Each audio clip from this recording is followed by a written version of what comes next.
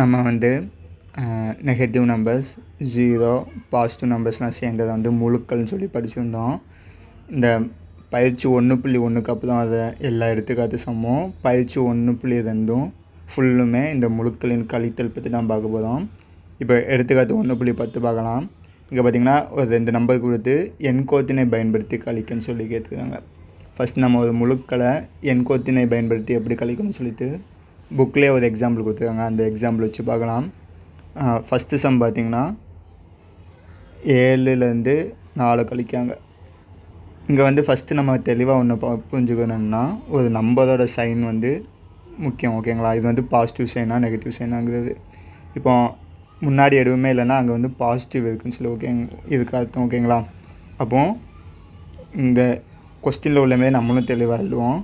Positive 7ல் இருந்து மைனஸுங்கிறது இங்கே கழித்தலை மீன் பண்ணுது. பாசிட்டிவ் 7ல் வந்து பாசிட்டிவ் 4 வந்து கழிக்கும். இந்த மாதிரி நம்பர்ஸை வந்து அது வந்து பாசிட்டிவாக இல்லைன்னா நெகட்டிவான்னு சொல்லிட்டு நமக்கு ஃபஸ்ட் நல்லா தெளிவாக எழுத தெரிஞ்சுக்கணும். அதுக்கப்புறம் எண்கோத்தினை பயன்படுத்துறதுக்கு வந்து ஒரு 2 ரூல் தான் இருக்குது. அந்த ரூல் மட்டும் என்னன்னு சொல்லி இப்போ பார்ப்போம். எப்போவுமே நம்ம கழிக்க ஸ்டார்ட் பண்ணும்போது நம்ம எண்கோத்தோட சேர்ந்து, அதாவது 0ல் வந்து ஒரு பொம்மை இருக்கும். அந்த பொம்மை எப்போவுமே வந்து பாசிட்டிவ் நம்பர்ஸை பார்த்த மாதிரி தான் இருக்கும். ஓகேங்களா? இதுதான் ஸ்டார்டிங் பாயிண்ட். இப்போ செகண்ட் ரூல் பார்க்கலாம். செகண்ட் ரூலில் வந்து ஒரு நம்பர் பாசிட்டிவ் நம்பர்னு வச்சுக்கோங்களேன். இப்போ பாசிட்டிவ் 7னா அந்த பொம்மை எந்த சைடு பார்த்து நிற்கும், இங்கே வந்து வலப்பக்கத்தை பார்த்து நிற்குன்னா அந்த சைடு பார்க்க 7 யூனிட் நகரணும். இதுவே நெகட்டிவ் 7னா பொம்மை எந்த சைடு பார்த்து நிற்குதோ அந்த சைடுக்கு ஆப்போசிட்டாக அப்படி பின்னோக்கியே 7 யூனிட் வரணும். இதுதான் செகண்ட் யூனிட் பண்பு. ஓகேங்களா? அண்டு இதில் இன்னொரு விஷயமும் பார்க்கணும். ஒரு நம்பருக்கு பாசிட்டிவ் நெகட்டிவ் இருந்துச்சுன்னா தான் முன்னையும் பின்னையும் நகரணும். இங்கே நடுச்சில் உள்ள மைனஸ் வந்து எதை மீன் பண்ணுதுன்னா, இப்போ இந்த பொம்மை வந்து எனக்கு பாசிட்டிவ் நம்பர் பார்த்து நிற்கி, இதை நெகட்டிவ் நம்பர் பார்த்துட்டு இருக்கிற வேலையை தான் இந்த நடுச்சில் உள்ள மைனஸ் பண்ணுது. ஸோ ஒரு மைனஸ் வரும்போது இந்த பொம்மை வந்து அப்படி எந்த சைடு பார்த்துட்டு நிற்கோ, இப்போ இந்த எக்ஸாம்பிளுக்கு வலப்பக்கம் பார்த்துட்டு நிற்கி, இது வந்து இடப்பக்கம் பார்த்து, அதாவது நெகட்டிவ் நம்பர்ஸை பார்த்து திரும்பிடும். இதை தான் இந்த நடுச்சில் உள்ள மைனஸ் வந்து பண்ணுது. இப்போ வந்து இந்த கொஸ்டினுக்கான ஆன்சரை பார்க்கலாம். நம்ம ஃபஸ்ட்டு ரூலில் பார்த்த மாதிரியே இங்கே பார்த்தீங்களா, 0ல் வந்து அந்த பொம்மை ஃபஸ்ட்டு வலப்பக்கமாக பார்த்து நிற்குதா. பாசிட்டிவ் 7 தான் நமக்கு ஃபஸ்ட் நம்பர். ஸோ இது வந்து 7 ஸ்டெப்பு முன்னாடி போகுது. 7 ஸ்டெப்பு முன்னாடி போய் அது வந்து வலப்பக்கமாக தான் பார்த்து நிற்கும். ஓகேங்களா? அடுத்து பார்த்திங்கன்னா மைனஸ் வந்துடுது. மைனஸ்னால் கழுத்தலாம். இந்த மைனஸ் என்ன செய்யும்னு சொல்லி பார்த்துங்க. அது எந்த பக்கம் பார்த்து நிற்கோ அதோட ஆப்போசிட்டுக்கு திருப்பி விட்டுன்னு சொல்லி பார்த்தோமா. அது பார்த்திங்கன்னா இப்போ நெகட்டிவ் நம்பர்ஸை பார்த்து நடுசில் உள்ள மைனஸ் திருப்பி விட்டுட்டு, அதுக்கப்புறம் பாசிட்டிவ் 4. பாசிட்டிவ்னால் என்ன படித்தோம், ஒரு நம்பர் பாசிட்டிவ் நம்பர் வருதுன்னா அந்த பொம்மை எந்த பக்கம் பார்த்து நிற்குதோ அந்த சைடு 4 ஸ்டெப்பு முன்னாடி போனோம். ஸோ இப்போ இடது பக்கம் பார்த்து நிற்கி இடது பக்கம் 4 ஸ்டெப்பு முன்னாடி போனோம்னா நம்ம வந்து 3லேருந்து நிற்போம். ஸோ இந்த கொஸ்டினுக்கான ஆன்சர் வந்து 3 கிடைக்கும். இப்போ எடுத்துக்காட்டு 1.10 உள்ள ஃபஸ்ட்டு சம் பார்க்கலாம். எப்பவும் போல் நம்ம ஃபஸ்ட்டு வந்து பொம்மை ஒன்று வரைஞ்சிக்கிறோம். அது வந்து வலப்பக்கத்தை பார்த்து நிற்கிது. நெகட்டிவ் 3 நம்பர் நம்ம ஃபஸ்ட்டு தெளிவாக எழுதிக்கலாம்.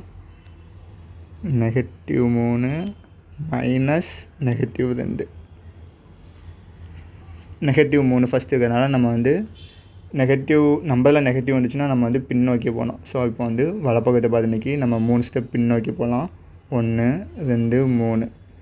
இப்போ அந்த பொம்மை வந்து இங்கே நெகட்டிவ் 3ல் இருக்குது. அதுக்கப்புறம் மைனஸ். இந்த மைனஸ் என்ன பண்ணுன்னு சொல்லியிருக்கேன், அதோட திசையை மாற்றி விட்டுருமா. அப்போ இப்போ பொம்மை வந்து இந்த பக்கம் பார்த்து நிற்கிது. அதுக்கப்புறம் மறுபடியும் நெகட்டிவ் உள்ள 2. நம்பரில் நெகட்டிவ் வந்துச்சுன்னா நம்ம என்ன பார்த்தோன்னா பொம்மை எந்த சைடு பார்த்து நிற்குதோ அதுக்கு ஆப்போசிட்டில் பின்னாடி போகணும். ஸோ அப்போ மறுபடியும் 1 2ன்னு போகும்போது நம்ம வந்து நெகட்டிவ் 1ல் வந்து நிற்போம். ஸோ ஃபஸ்ட்டு கொஸ்டினுக்கான ஆன்சர் வந்து நெகட்டிவ் 1 தான். அடுத்து செகண்ட் சம் பார்க்கலாம். பாசிட்டிவ் 6லேருந்து நெகட்டிவ் 5 கழிக்கும். ஓகேங்களா? எப்பவும் போல் நம்ம பொம்மையை 0லேருந்து வலப்பக்கம் பார்த்த மாதிரி வச்சு ஸ்டார்ட் பண்ணிடுவோம். பாசிட்டிவ் 6 நம்பரில் பாசிட்டிவ் இருக்கும்போது பொம்மை எந்த சைடு பார்த்து நிற்கும் அந்த சைடு 6 ஸ்டெப்பு போகணுமா. 1 2 3 4 5 6. இப்போ இந்த பொம்மை வந்து இங்கே நிற்கி வலப்பக்கத்தை பார்த்து நிற்கி. அடுத்து நெகட்டிவ் வந்துட்டு நடுசில் நெகட்டிவ்ங்கும் போது அதோட பொம்மை பார்த்துட்டு நிற்கிற திசையை வந்து திருப்பி விட்டுரும். ஸோ இப்போ பொம்மை வந்து இங்கே நிற்கிது. அதுக்கப்புறம் நெகட்டிவ் வந்துச்சுன்னா பொம்மை எந்த சைடு பார்த்து நிற்குதோ அதுக்கு ஆப்போசிட், இல்லைன்னா பின்னோக்கி 5 ஸ்டெப்பு போகணும். ஸோ 6லேருந்து 5 ஸ்டெப்பு பின்னோக்கி இந்த பொம்மை நகர்ந்துச்சுன்னா 1 2 9 10 11 வந்து இந்த பொம்மை நெகட்டிவ் நம்பர்ஸை பார்த்துருக்கோம். ஸோ இந்த கொஸ்டினுக்கான ஆன்சர் வந்து +11 தான் இந்த கொஸ்டினுக்கான ஆன்சர்.